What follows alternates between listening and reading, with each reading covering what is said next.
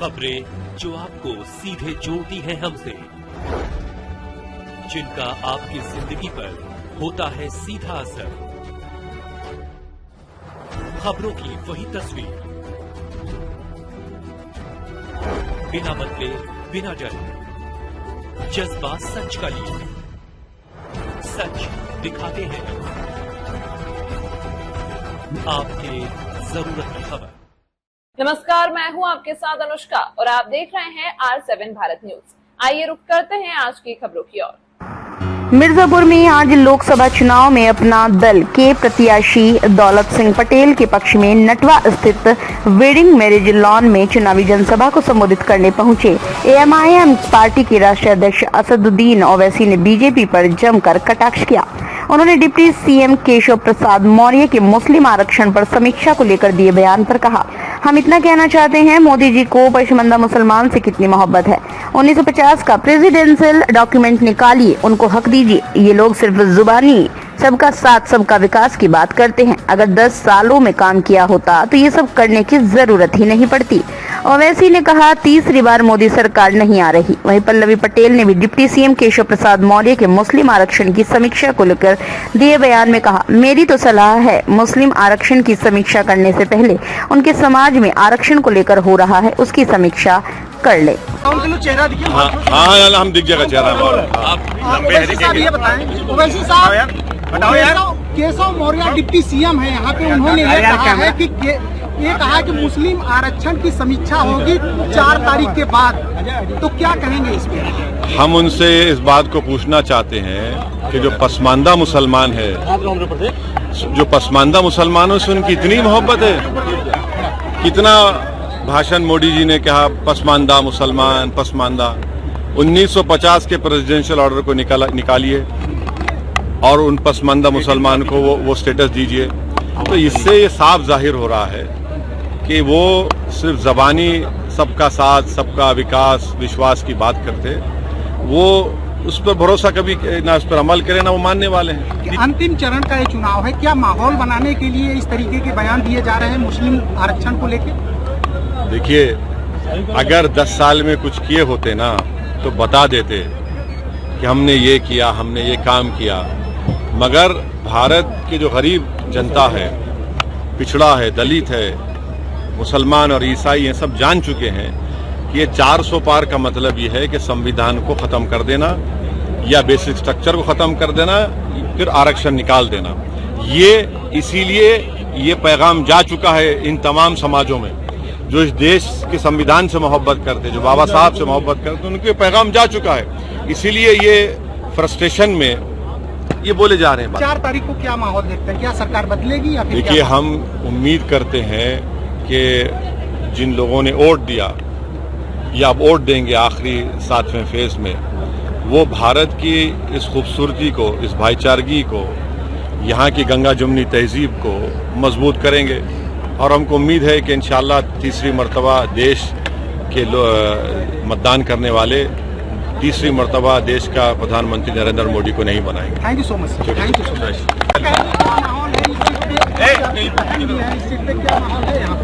देखिए, इस देश की जो वर्तमान परिस्थितियों में लोकतांत्रिक व्यवस्था में आज चुनाव के रण में जो माहौल है, उसमें आम आदमी की बहुत अहमियत रहेगी, उसकी ताकत, उसके वोट की बहुत अहमियत रहेगी।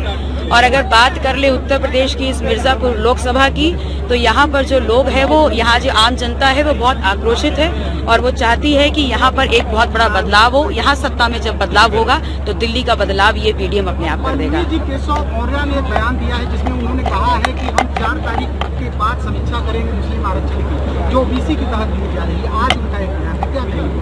मेरी तो उनको सलाह रहेगी कि मुस्लिम आरक्षण की समीक्षा करने से पहले जिस समाज का वो नेतृत्व करते हैं और अपने आप को उच्च कोटि का नेता बताते हैं, पहले उस समाज के आरक्षण में क्या क्या हो रहा है उसकी समीक्षा कर लें। 69,000 शिक्षक भर्ती घोटाले में उन्हीं के समाज के, पिछड़ा समाज के लोग उनके घर से लाठियां खा के आए हैं। PDM कितनी सीटें लेके आ रहा है? देखिए, PDM 28 सीटें लड़ रहा है और हमारी लड़ाई बहुत मुस्तैदी से हो रही है। ये चुनावी रण है, हार और जीत लगी रहती है, लेकिन ये बात जरूर है कि ये लड़ाई भी हमारी बहुत मजबूती से होगी। PDM के तमाम मुखालिफिन को एक पैगाम मिलता है कि इंशाअल्लाह ताला आपके बाद इस पार्लियामेंट के चुनाव में उत्तर प्रदेश में खासतौर से पूर्वांचल में एक नया सियासी इनकलाब का आगाज होने जा रहा है और मुझे यकीन है कि हम इंशाअल्लाह ताला पीडीएम एक नई तारीख को रकम करेगा।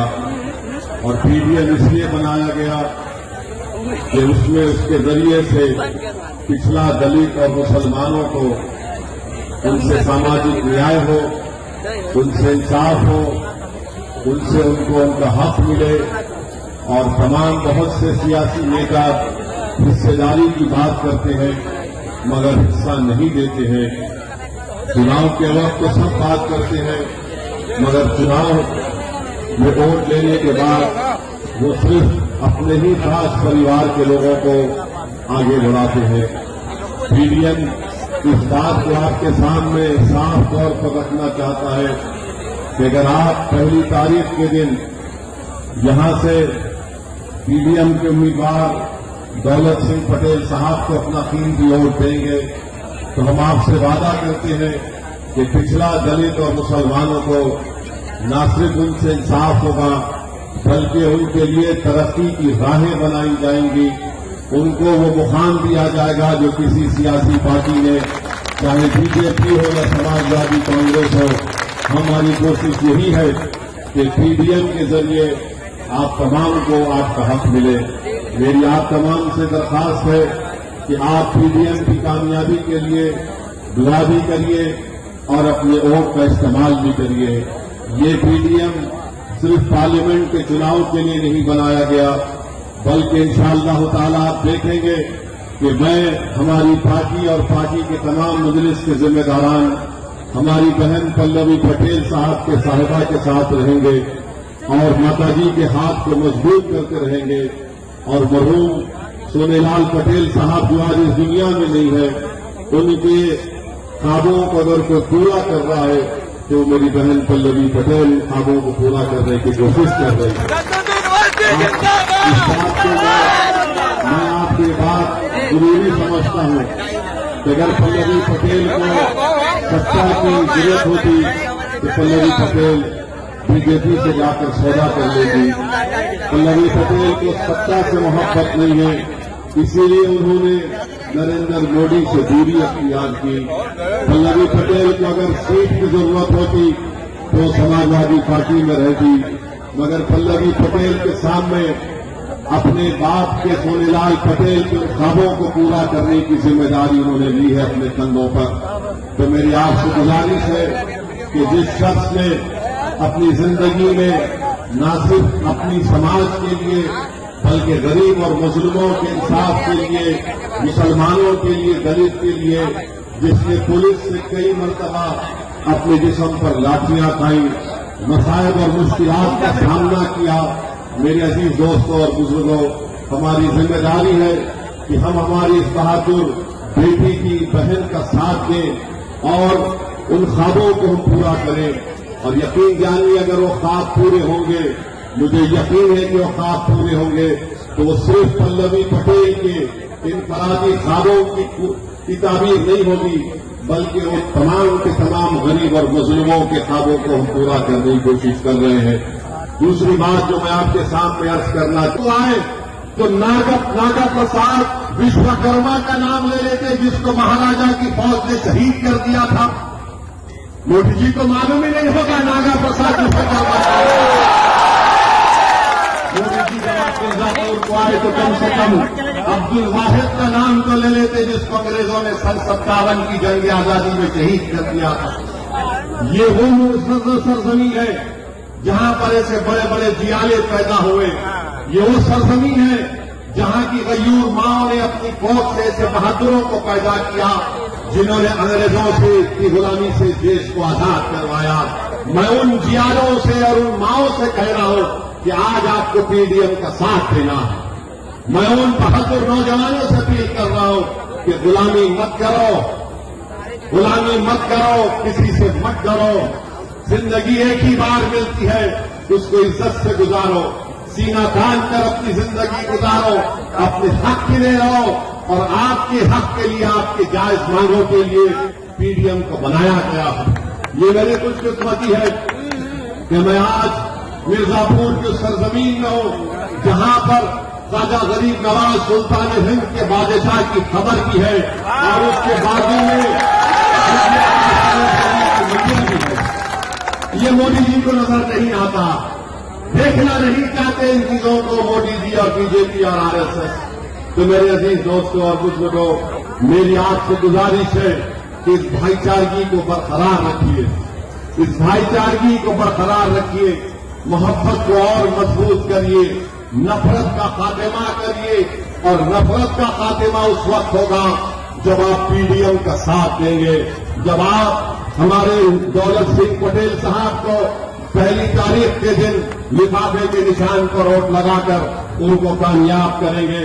और मैं आपको बताना चाह रहा हूं कि दूसरी तरफ समाजवादी पार्टी है, जो समाजवादी पार्टी का उम्मीदवार है, क्या वो बीजेपी से नहीं आया? क्या वो बीजेपी से नहीं आया? क्यों नहीं आया? आप जानते हैं कि जब वो सांसद था बीजेपी का, जो आज समाजवादी पार्टी का कैंडिडेट है, इसने CAA कानून के किसका साथ किया, CAA कानून के लिए वोट दिया। क्या आप CAA कानून को मानते हैं? क्या आप CAA कानून को मानते हैं?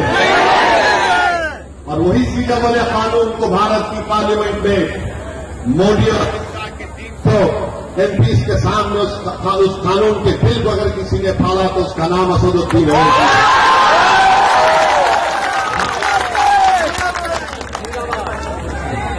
आज जो समाजवादी पार्टी का कैंडिडेट है वो ट्रिपल तलाक के कानून में वोट दिया। क्या ट्रिपल तलाक के कानून को मानते हैं?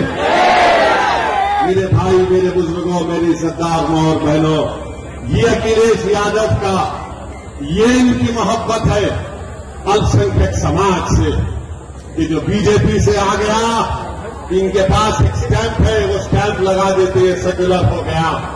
बताइए, आपके पास भी तो वॉशिंग मशीन आ गई।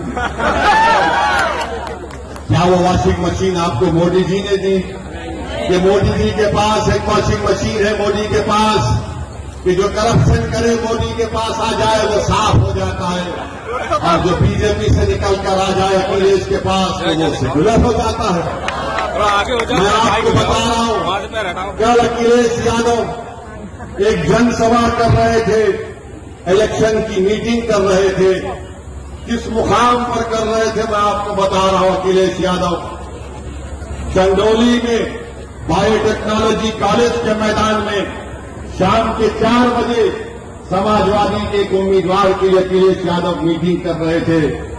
लोगों ने पुकार कर कहा कि तुम्हारे पार्टी का एक समाजवादी का मुस्लिम नेता है, उसको मंच पर बिठाओ। अखिलेश ने उसको बिठाना भी नहीं चाहा। उन्होंने कहा उसका नाम ले लो, अखिलेश ने नाम तक नहीं लिया।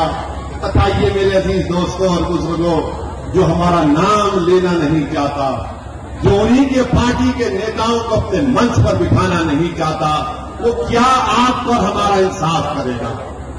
वो क्या करेगा आपके लिए? बताइए। कल तक आप बोलते थे कि हमारे पास विकल्प नहीं है, हम किसको वोट दें, मगर आज आपके पास एक ताकतवर मुतबादिल और विकल्प है जिसका नाम पीडीएम है। कि मैं देश से बड़ा हूं, इसीलिए क्या क्या बोले जा रहे हैं। अब आप कह रहे हैं कि मुजरा होगा। आप बताइए, 133 को जनता का प्रधानमंत्री है और कहता है कि मुजरा होगा। लेकिन ये याद रखिए, अगर आप इस तरह महिलाओं का अपमान करेंगे, हमारे मुंह में भी जबान है।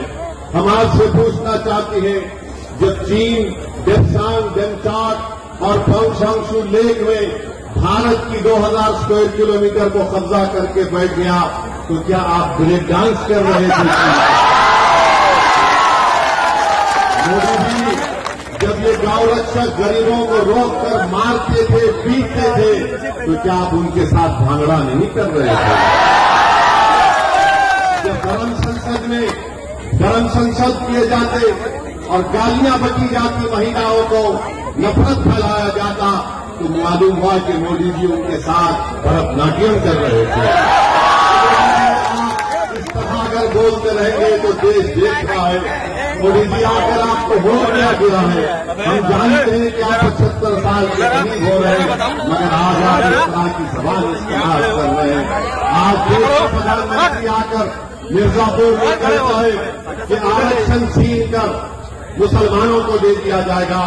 देश के प्रधानमंत्री को शायद नहीं मालूम, हम उनको याद दिलाना चाहते हैं कि पूरे देश में, उत्तर प्रदेश में, देश के विभिन्न प्रदेशों में मुसलमानों को आरक्षण मिलता है, अंसारियों को मिलता है, काश्तकार को मिलता है, कसाब को मिलता है, कुरैशी को मिलता है, चाट को मिलता है, तेली मालिक दर्जी को मिलता है, इदरीसी को मिलता है, फकीर को मिलता है, सलमानी को मिलता है, सैफी को मिलता है, हज्जाम को मिलता है, सक्का को मिलता है, अब्बासी को मिलता है, शेख सरवरी को मिलता है, मोची को मिलता है, मोइन को मिलता है, मंसूरी को मिलता है, मुस्लिम कायस को मिलता है। मोदी जी आप किसको लड़ाना चाह रहे हैं? आप देश में लड़ाई लड़ाना चाहते हैं। आप एक समुदाय को दूसरे समुदाय से भिड़ाना चाहते हैं। मोदी जी ये मत करो। देश का ये अमन बहुत अहम चीज है। तुम सिर्फ चुनाव जीतने के लिए कितनी नफरत को आप पैदा करेंगे, कितनी नफरत आप घोल देंगे। क्या आपने नहीं कहा था मोदी जी कि कपड़े देखकर पहचानो? क्या आपने अपनी जबान से नहीं कहा था कि कब्रिस्तान और शमशान आपने नहीं कहा था? इस चुनाव में मोदी कहती है कि हम घुसपैठी हैं भारत के मुसलमान। हम कहाँ के घुसपैठी है मोदी जी? और यहाँ पर मिर्जापुर में आकर नरेंद्र मोदी मंगल पांडे का और उनके साथियों का जिक्र करते हैं। यकीनन हम बहुत इज्जत करते हैं मंगल पांडे की। हम कभी भी उनकी कुर्बानियों को नहीं भूलेंगे, न उसको आगा जाने देंगे। मगर मोदी जी, पूर्वांचल की सरजमीन पर आपकी जबान से डॉक्टर मुख्तार अंसारी का नाम तो है, कॉन्स्टिट्यूंसी है। और आप देखते हैं कि यहाँ पर एक जमाने में बेहतरीन कालीन बनता था, मगर आज हम देखते हैं कि देश के प्रधानमंत्री नरेंद्र मोदी आते हैं तो मिर्जापुर में आकर कालीन की बात नहीं करते। मोदी आकर मिर्जापुर में ब्रह्मोस मिसाइल की बात करते हैं। आखिर क्या वजह है कि नरेंद्र मोदी इस बात को भूल गए कि वो सरजमीन है जहां पर अल्लाह ने, ऊपर वाले ने, जमीन और आसमान को बनाने वाले ने यहाँ के नौजवानों के उंगलियों में फन दिया है, जो अपना पसीना बहाते हैं और बेहतरीन कालीन बना सकते हैं। तो मालूम हुआ कि मोदी और बीजेपी आरएसएस को नौजवान के पसीने की और उनकी मेहनत की जरूरत नहीं है। वो सिर्फ यही चाहते हैं कि नौजवानों के दिलों में, उनके जहनों में, उनकी सोच में, उनकी जिंदगियों में एक नफरत की जहर को घोल दिया जाए और वो सिर्फ मोदी की सभाओं में जाकर मोदी का नाम लेकर नारे लगाते रहे। पीडीएम आपसे वादा कर रही है कि इंशाअल्लाह ताला आप यहां से हमारे उम्मीदवार को कामयाब करिए। दौलत सिंह पटेल साहब को कालीन की इंडस्ट्री के लिए हमारी बहन पल्लवी पटेल साहब और हम मिलकर उसकी पूरी कोशिश करेंगे कि इंडस्ट्री और मजबूत हो सके। इस जमाने में यहाँ पर पीतल की इंडस्ट्री होती थी, मगर मोदी मिर्जापुर को आकर वही पुरानी बात कि हम ब्रह्मोस मिसाइल बना रहे हैं। मोदी जी, यहाँ पर पीतल की इंडस्ट्री के लिए आपने क्या किया? मगर मोदी के पास इसका कोई जवाब नहीं है। मोदी मिर्जापुर को आकर कहती है कि हमने उत्तर प्रदेश में बड़ी रोड बनाए, एयरपोर्ट बनाए। मोदी जी, मिर्जापुर को आने के लिए यहाँ पर एक ही पुल है और वो भी पुल खराब हो जाता है। जैसा हम गाड़ी में आए थे, आप आसमान से आते हैं, जमीन पर 2-10 कदम रखते हैं और आप फिर आसमान में उड़कर चले जाते हैं। कैसे अंदाजा होगा? यहाँ पर आप जानते हैं कि मिर्जापुर में चुनार में एक सीमेंट की फैक्ट्री थी। समाजवादियों ने अपने चेलों को चंद पैसों में बेच दिया, जिसकी वजह से हजारों लोग की नौकरी चले गई। मेरे भाई, आपके वोट को इस्तेमाल किया जा रहा है यहाँ पर बाणसागर का डैम है, मगर किसान को उससे फायदा नहीं है। यहाँ पर जितनी ज़राअत होती है, किसान जो ज़राअत करता है वो सिर्फ बारिश के पानी की वजह से उसकी ज़राअत होती है या खेती कर सकता है। तो नहीं सिंचाई के लिए पानी का इंतजाम यहाँ पर किया गया। यहाँ पर तो बीजेपी के सांसद है, मंत्री है और उनके हस्बैंड भी मंत्री है, पापा है यहाँ पर।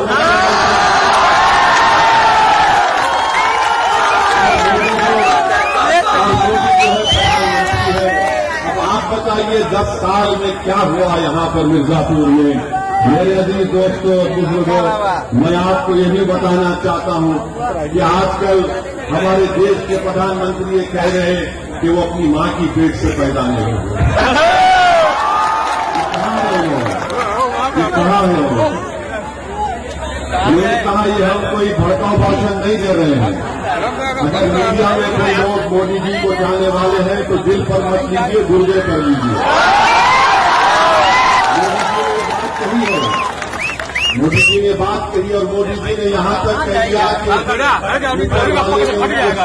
मकसद के तहत यहाँ पर भिजाया है। मोदी जी था क्या कि इसी गंगा में लाशें बह रही थी, लाशों को खा रहे थे। इस मकसद के लिए आपको प्रधानमंत्री देश के गरीबों ने बनाया था। कोविड में आप नजर नहीं आए, कोविड में आप नजर ही नहीं आए, आप गायब हो गए। ऑक्सीजन किसी को नहीं मिला। आपने चंद घंटों में पूरे भारत को ताला लगा दिया। आज मोदी जी कहते हैं कि अगर मैं सत्ता में नहीं आऊंगा तो फुलाई जगह पर ताला लग जाएगा। मोदी जी, आप और हम इस दुनिया में नहीं रहेंगे। हम और आप इस दुनिया से जाने को आए हैं और जाएंगे, मगर देश रहेगा इंशाअल्लाह। तमाम महत्वपूर्ण खबरों के लिए देखते रहिए R7 भारत न्यूज।